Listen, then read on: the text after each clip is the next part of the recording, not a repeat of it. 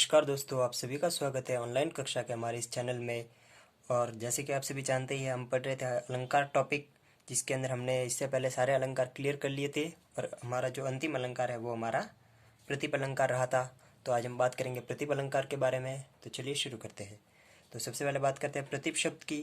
तो प्रतिप शब्द का यहाँ पे आप उसका अर्थ समझ सकते हैं विपरीत, विपरीत या उल्टा। विपरीत या उल्टा, प्रतिप का हमारे लिए यहाँ अर्थ क्या होगा? विपरीत या उल्टा। अगर आपको फिर भी समझ में नहीं आता है तो आप ये भी समझ सकते हैं प्रतीप, यानी कि यहाँ हमको एक प्रतीत होता है, प्रतीत होता है, लेकिन वो असल में होता नहीं, एक सिर्फ हमें एक बिंब दिखाई देता है, या एक समझ लीजिए एक इमेजिनेशन हमारे लिए वो होती है। तो चलिए देखते हैं प्रतिप अलंकार। तो सबसे पहले प्रतिप अलंकार कहते हैं किसे? तो सबसे सिंपल परिभाषा ये है कि प्रतिप अलंकार यानी जहाँ पर जो उपमान होगा, उपमान को उपमेय, जो उपमान होगा हमारा उसको उपमेय रूप में दिखाया जाएगा, या फिर जो उपमान है उसका वर्णन मतलब उसको थोड़ा नीचा दिखाया जाएगा उपमेय की तुलना में। तो उपमान हमने अगले अगले वाले टॉपिक में आपको बताया था कि उपमान किसे कहते हैं और उपमेय किसे कहते हैं। तो उपमान यानी जिसके जिससे तुलना की जाती है वो तो हमारा होगा उपमान, और उपमेय यानी जिसकी तुलना की जाएगी वो होगा हमारा उपमेय। तो यहाँ पे क्या होगा? जो उपमान है यानी जिससे हम तुलना करेंगे उसको और नीचा दिखा जाए। हम जैसे किसी की तुलना कैसे करते हैं कि वह कमल के समान दिखता है, वह चंद्रमा के समान दिखता है, लेकिन यहाँ पे हम उसकी तुलना कुछ इस प्रकार करेंगे कि चंद्रमा उसके सामने कुछ भी नहीं है, मतलब उसकी जो सुंदरता है उसके सामने चंद्रमा कहीं टिकता भी नहीं है। तो वहाँ होगा हमारा प्रतिप अलंकार। लेकिन आपको पता हो तो हमने व्यतिरेक अलंकार पे बात की थी, जहाँ हमने क्या कहा था कि उपमान जो हमारा उपमेय है उसकी तुलना और बड़ा चढ़ा कर की जाती है। तो दोनों में एक हल्का सा अंतर आपको यहाँ पे ध्यान रखना है। जो व्यतिरेक अलंकार होगा वहाँ पे तो हम उपमेय की तुलना बड़ा चढ़ा कर करेंगे, यानी वहाँ पे हम करेंगे कि उसकी जो सूरत है वो चंद्रमा से भी अधिक बढ़कर है, यानी हमने चंद्रमा को अपनी जगह पे ही रखा है, वो सुंदर है लेकिन उसकी सूरत चंद्रमा से भी अधिक सुंदर है। किंतु प्रतिप में क्या होगा? हम उसकी सुंदरता को तो बढ़ाएंगे, साथ में जिससे हम तुलना करेंगे उसकी सुंदरता को घटा रहे एक प्रकार से। जैसे मैं कहता हूँ कि की चांदनी उस चंद्रमा की चांदनी उसकी सूरत के सामने कुछ भी नहीं है, यानी जो चंद्रमा है वह कहीं टिकता भी नहीं है उसके सामने। तो आपको समझ में आ गया होगा प्रतिप अलंकार, जहाँ पे हमारा जो उपमान होगा यानी जिससे हम तुलना करेंगे उसको थोड़ा सा नीचा दिखाएंगे या बहुत नीचा, आप समझ सकते हैं। तो चलिए सबसे पहले मैं इसकी परिभाषा लिख देता हूँ। तो इसकी परिभाषा है उपमान, इसकी परिभाषा है उपमान,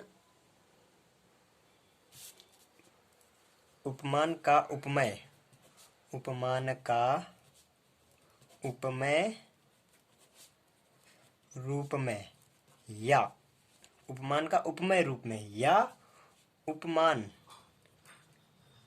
का हीनत्व वर्णन। हीनत्व मतलब उसको थोड़ा हीन यानी नीचा दिखाया जाता है। तो उपमान का उपमेय रूप में, या तो उपमान को उपमेय के समान, या उपमान का हीनत्व वर्णन करने पर, उपमान का हीनत्व वर्णन करने पर प्रतिप अलंकार होता है, प्रतिप अलंकार होता है। तो परिभाषा आपको समझ में आ गई होगी। अगर आपको इतनी याद नहीं रहती तो आप सिर्फ ये भी लिख सकते हैं कि जहां पर उपमान का हीनत्व वर्णन किया जाता है उपमेय की तुलना में, वहां पर हमारा प्रतिप अलंकार होता है।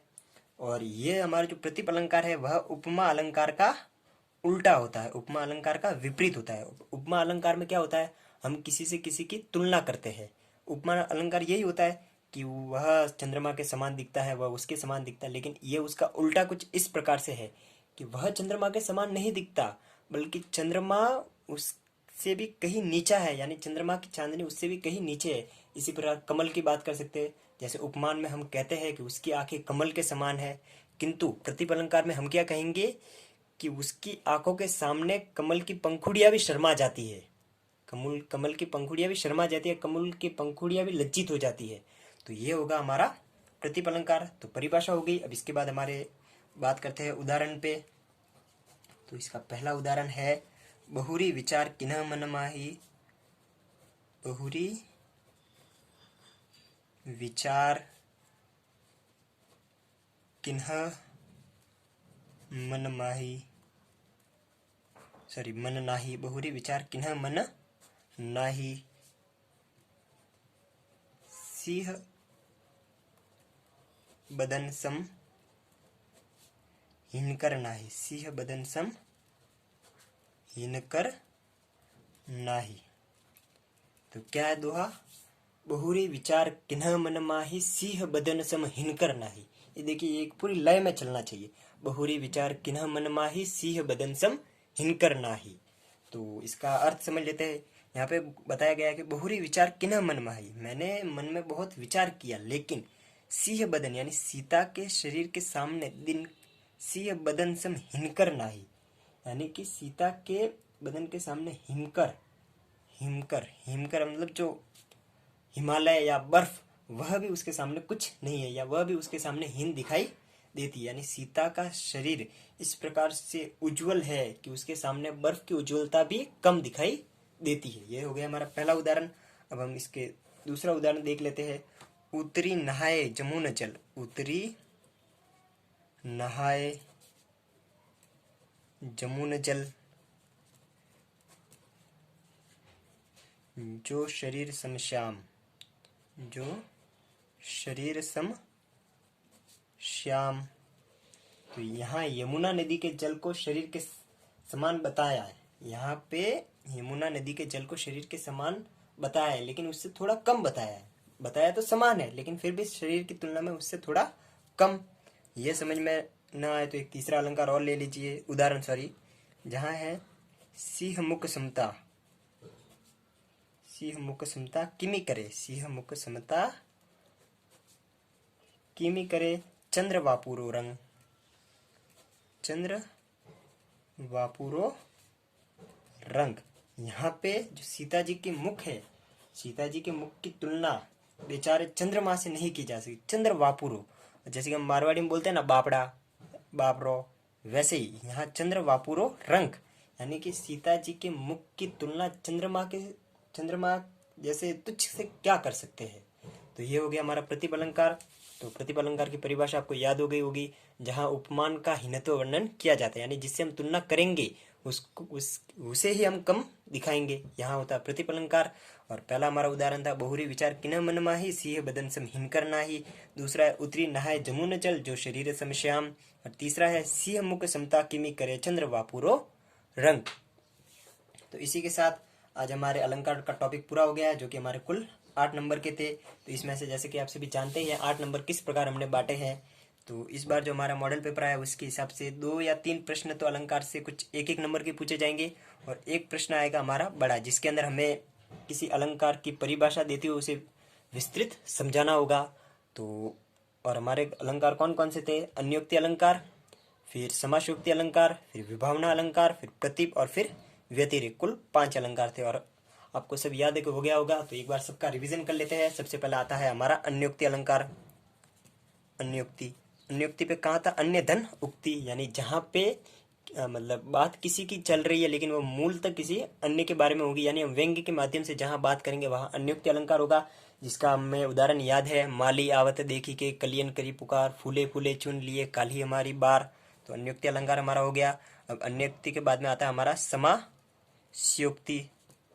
तो इस पे हमने समासयुक्ति मतलब समास धन युक्ति, यानी समास यानी 2 पदों का एक साथ में मेल। तो यहाँ पे वही मेल होगा। यहाँ पे जो उपमा यानी हम 2 जनों की एक साथ में बात करेंगे। जैसे इसका हमें उदाहरण याद है, सिंधु सेज पर धरा वधु तनिक संकुचित बैठी की, प्रलय निशा की हलचल स्मृति में मान किए कुछ ऐठी सी। तो यहाँ पे जो सिंधु और धरा, जो सिंधु धरा और वधु, धरा यानी धरती और वधु यानी वधु, आप समझ सकते हैं वधु किसे कहते हैं। तो वधु और जो धरा है उन दोनों की एक साथ में यहाँ पे बात की गई है। तो ये हो गया हमारा समासयुक्ति। फिर तीसरे पे हमने बात की थी विभावना, धन भावना, यानी बिना कारण के, यानी विपरीत कारण के जहाँ कोई कार्य हो जाता है वह विभावना अलंकार होता है। जैसे रहीमन पानी राखिए, बिन पानी सब चून, पानी गए न उबरे मोती मानुस चून। फिर एक और था, पद बिनु चले सुने बिनु काना। तो ये हो गया हमारा विभावना अलंकार।